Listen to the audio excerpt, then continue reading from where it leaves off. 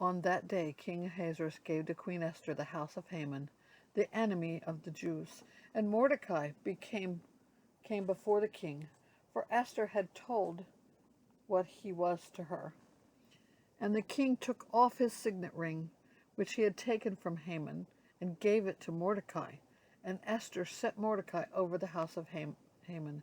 Then Esther spoke again to the king. She fell at his feet and wept, and pleaded with him to avert the evil plan of Haman the Agagite, and the plot that he had devised against the Jews. When the king held out the golden scepter to Esther, Esther rose and stood before the king.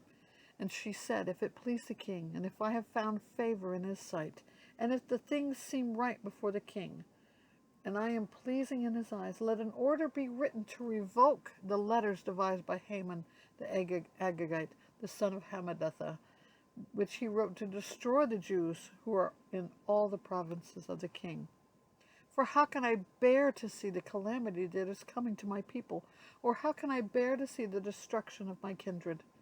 Then King Ahasuerus said to Queen Esther and Mordecai the Jew, "Behold, I have given Esther the house of Haman, and they have hanged him on the gallows, because he intended to lay hands on the Jews. But you may write as you please with regard to the Jews, in the name of the king, and seal it with the king's ring. For an edict written in the name of the king and sealed with the king's ring cannot be revoked." The king's scribes were summoned at the time, in the 3rd month, in the month of Sivan, on the 23rd day. And an edict was written according to all that Mordecai commanded concerning the Jews, to the satraps and to the governors and the officials of the provinces, from India to Ethiopia, 127 provinces, to each province in its own script, and to each people in its own language, and also to the Jews in their script and their language.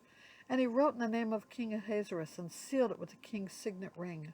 Then he sent the letters by mounted couriers, riding on swift horses that were used in the king's service, bred by the royal from the royal stud, saying that the king allowed the Jews who were in every city to gather and defend their lives, to destroy, to kill, and to annihilate any armed force of any people or province that might attack them, children and women included, and to plunder their goods.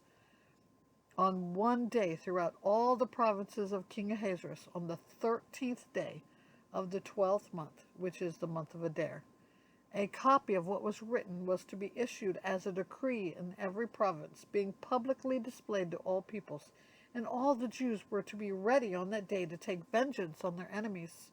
So the couriers, mounted on their swift horses that were used in the king's service, rode out hurriedly, urged by the king's command, and the decree was issued in Susa, the citadel. Then Mordecai went out from the presence of the king in royal robes of blue and white, with a great golden crown and a robe of fine linen and purple, and the city of Susa shouted and rejoiced. The Jews had light and gladness and joy and honor. And in every province, in every city, wherever the king's command and his edict reached, there was gladness and joy among the Jews, a feast and a holiday. And many from the people of the country declared themselves Jews, for fear of the Jews had fallen on them.